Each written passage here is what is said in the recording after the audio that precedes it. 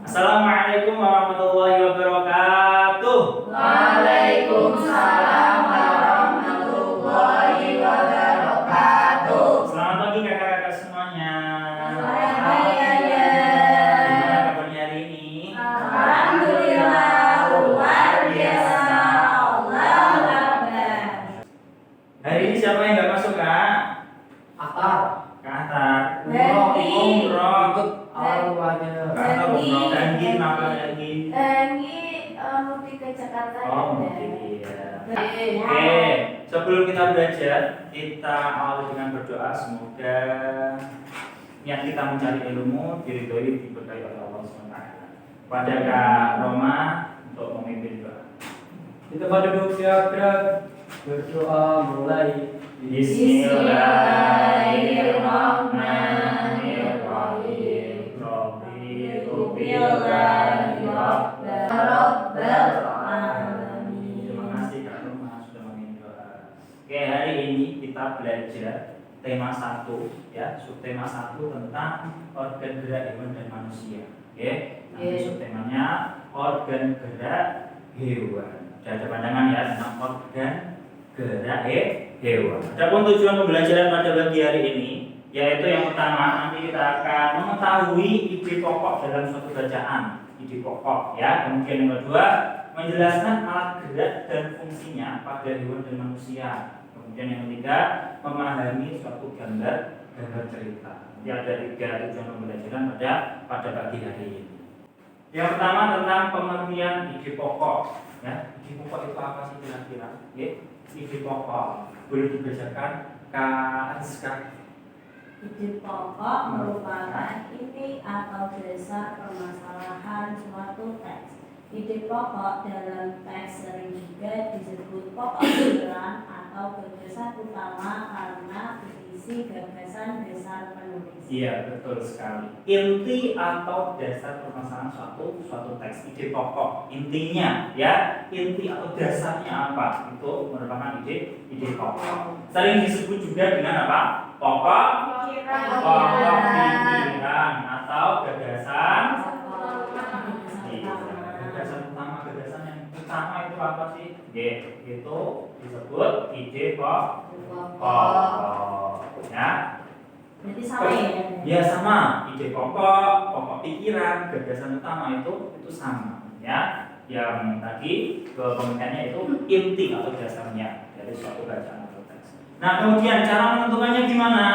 Cara menentukannya yaitu yang pertama membaca ya, tetap baca bacaannya dulu, nggak mungkin nggak baca tiba-tiba langsung menentukan ide pokoknya, tidak mungkin. Kemudian yang kedua mencari Kalimat utama. ya. Sekarang ada suatu bacaan tentang apa itu? Gurita. Tentang gurita, pinter ya. Tentang gurita itu ada suatu bacaan itu yang berwarna biru ya. Itu sebagai kalimat utama. Gurita merupakan salah satu jenis hewan tidak bertulang belakang yang dikenal sebagai hewan yang cerdik dan pintar. Nah itu sebagai kalimat utamanya. Kalimat utamanya di awal. Ya, jadi di kalimat utama itu ada suatu ide pokoknya yaitu gurita merupakan Hewan tidak cerdik dan pintar. pintar. Oke, merupakan hewan tidak bertulang yang cerdik dan pintar. Oke, tuh gurita. Udah tahu ya ide pokoknya ya. Bisa menentukan ya. Ada suatu bacaan, kemudian menentukan kalimat utamanya, ditentukan di awal atau di akhir, kemudian kita bisa menemukan suatu ide pokok, gagasan utama dari bacaan tersebut. Pernahkah kakak melihat gurita? Iya. Ciri-cirinya gimana? Tangannya banyak. Tangannya banyak. Punya tinta. Terus tinggalnya di laut,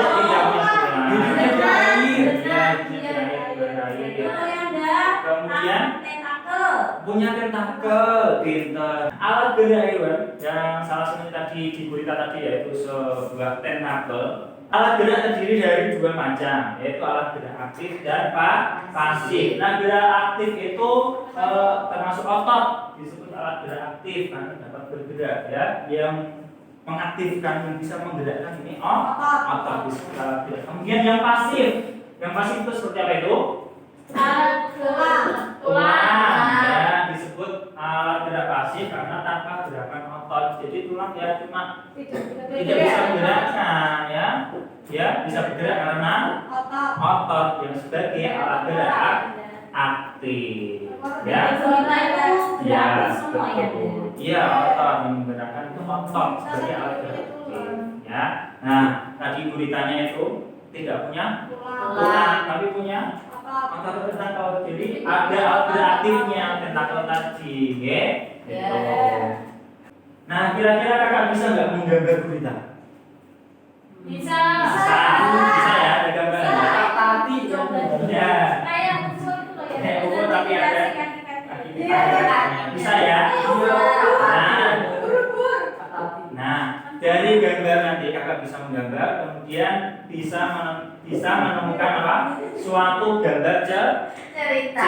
Kakak bisa menemukan suatu gambar cerita. Gambar cerita itu apa, Kak Maulida?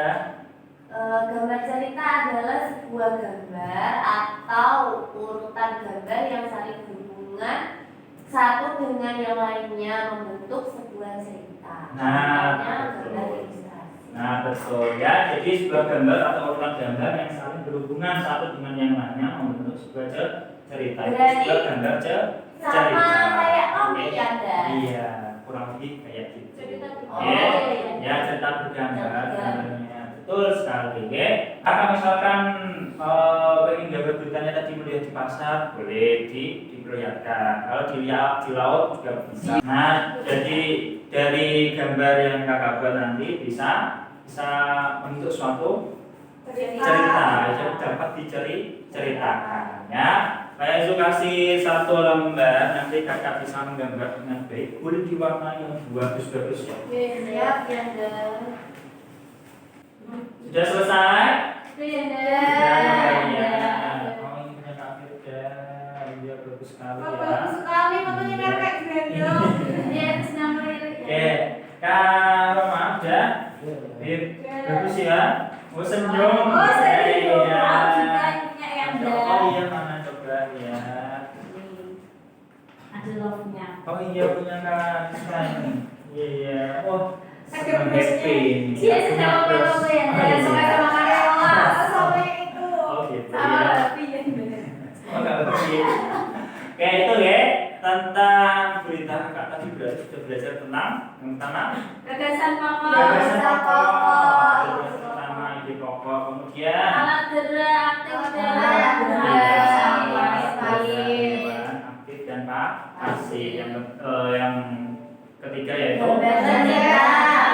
gambar cerita. Kakak sudah bisa menggambarkan sebuah berita itu ya. Oke, untuk pembelajaran pagi hari ini kita cukupkan. Mari kita akhiri dengan bacaan hamdalah. Semoga apa yang sudah kita pelajari bermanfaat untuk kita semua. Mari kita Alhamdulillahirabbil alamin. Ya, untuk minggu depan pertemuan selanjutnya kita akan mempelajari alat gerak manusia.